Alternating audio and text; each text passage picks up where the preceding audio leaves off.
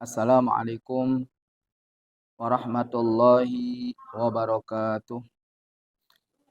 Bismillahirrahmanirrahim. Alhamdulillahi rabbil alamin.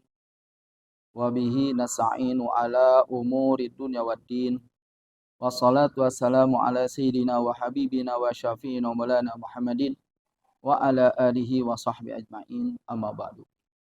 Faqala al-mu'allifu rahimahullahu ta'ala wa nafa'ana bi wa bi ulumihi amin ya rabbal alamin. Allahumma akhrijna min dzulmatil wahmi wa akrimna bi nuril fahmi wa aftah alina bi ma'rifati ilmi wa hassin akhlaqana bi hilmi wa sahhil lana abwaaba fadlika wa anshur alina min khazaini rahmatika ya arhamar rahim. Rabbi shrah li sadri wa yassir li amri wahlul 'uqdatam min lisani yafqahu qawli. Subhanaka la ilma lana illa ma 'allamtana innaka antal alimul hakim. Amin ya rabbal alamin. Bismillahirrahmanirrahim. Al-qismul awwalu ari bagian nu kahiji fitaati nyaeta dinarangkeun pirang-pirang adab-adaban dina ngalaksanakeun ketaatan ka Allah Subhanahu wa taala. Bagian pertama Imam Ghazali akan menerangkan tentang adab-adaban dalam rangka melaksanakan perintah-perintah Allah Subhanahu wa taala.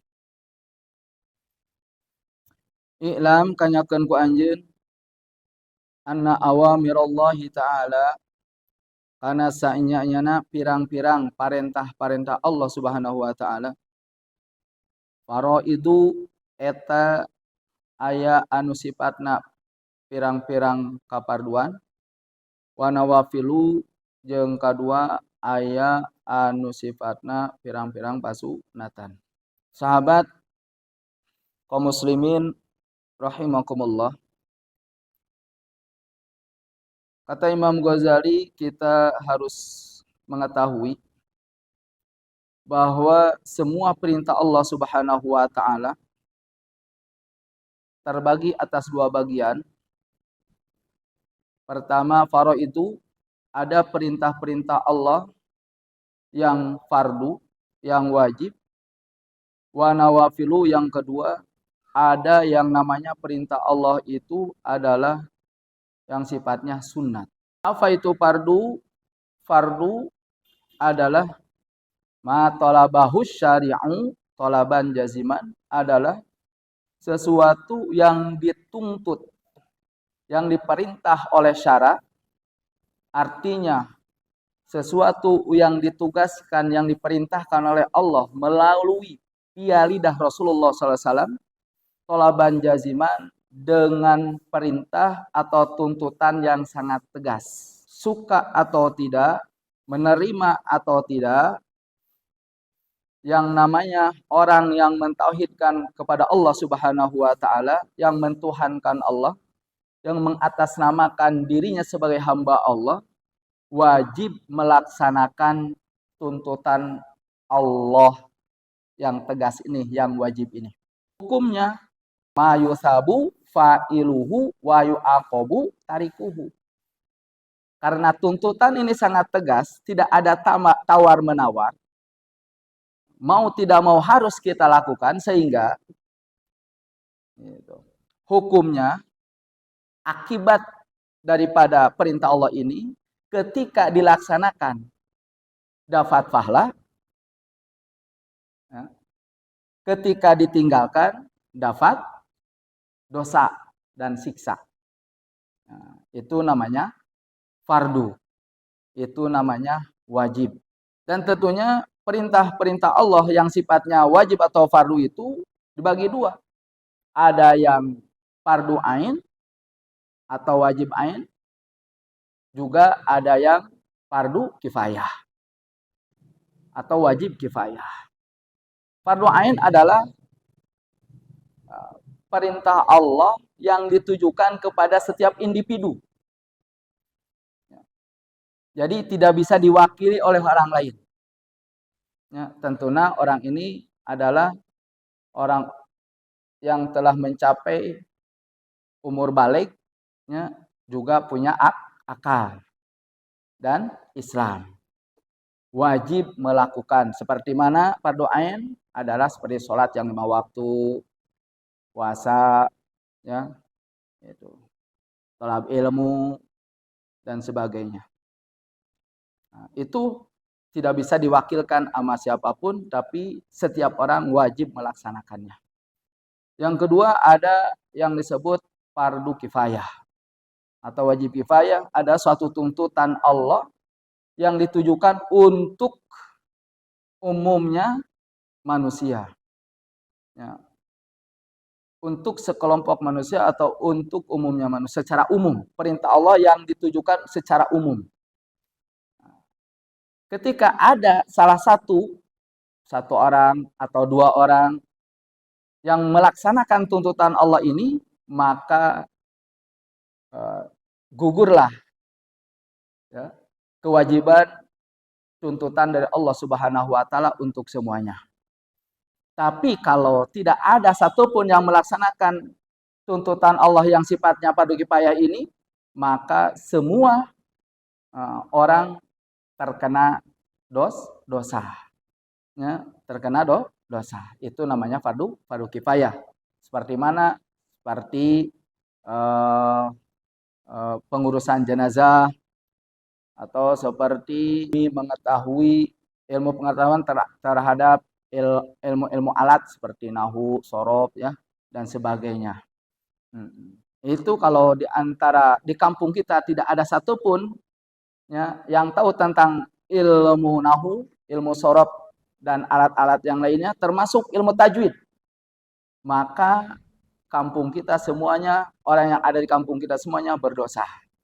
Tapi kalau ada salah satu di antara kita yang memahaminya, ya, yang mengetahuinya, yang menguasainya, maka gugurlah kewajiban dari Allah untuk semuanya. Nah, inilah pentingnya di setiap daerah ada orang yang berilmu, ya, jadi bisa menyelamatkan yang lain, ya, masya Allah. Begitupun sunat pun ada yang sunat ain, ada sunat kifayah, ya, begitu. Sunat ain adalah tuntutan, ya. Artinya apa sunat? Sunat adalah ma tolabahu syari'u tolaban ghairu jazimin. Sesuatu yang dituntut oleh syara, oleh Allah Subhanahu wa taala, yang disampaikan oleh lidah Rasulullah SAW dengan tuntutan yang tidak tegas. Sehingga hukumnya, konsekuensinya apa namanya, ya? Mayusabu fa'iluhu walayu aqobu tarikuhu. Ketika dilaksanakan dapat pahala, ketika tidak dilaksanakan tidak berdosa, tidak disiksa, tetapi dikenakan kerugian, ya, karena tidak mendapatkan pahala dari Allah Subhanahu wa taala, rugi. Nah, ada yang sunat ain, ada yang sunat kifayah, ya, gitu. Sunat ain adalah tuntutan sunat yang dilakukan kepada setiap individu, seperti sunat rawatib, qobliyah ba'diyah, ya, salat tarawih, ya, salat duha, dan sunat-sunat yang lain, ya, yang ditujukan kepada setiap individu, ya, ya, tidak bisa diwakili oleh orang lain. Kedua ada sunat kifayah. Kalau sunat kifayah adalah, ya, tuntutan sunat secara umum. Ketika ada yang melaksanakan salah satu di antara kita semua, maka gugurlah tuntutan sunat dari Allah Subhanahu wa taala. Tapi yang dapat pahala orang yang melaksanakan. Begitupun yang fardu, yang dapat pahala orang yang melaksanakan yang fardu kifayah. Itu. Yang lain yang tidak melaksanakan tidak dapat pahala, tapi tertolong, ya, dari sanksi dosa oleh yang melaksanakan. Kalau fardu, itu, kalau sunat itu tertolong dari sanksi makruh, ya, itu oleh yang melaksanakan sunat kifayah. Tapi tetap pahalanya bagi orang yang melakukan. Ya, yang tidak melakukan fardu kifayah atau sunat kifayah tidak dapat pahala. Fal fardu mangka ari kafarduan roksul mali eta adalah modal harta. Wa huwa ari rasul mali aslu tijaroh adalah pangkal perniagaan, adalah modal untuk perdagangan, untuk dagang. Wabihi kalawan pardu pisan tahsulu bisa hasil ofaan najatu keselamatan, wanaplu sedangkan ari pasunatan, huwa ari itu pasunatan aribuhu adalah keuntungan.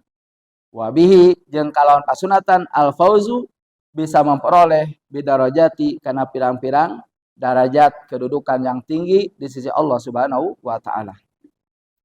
Seterusnya Imam Ghazali mengibaratkan perintah Allah Subhanahu wa taala yang hukumnya fardu adalah bagaikan modal dalam perniagaan, dalam perekonomian.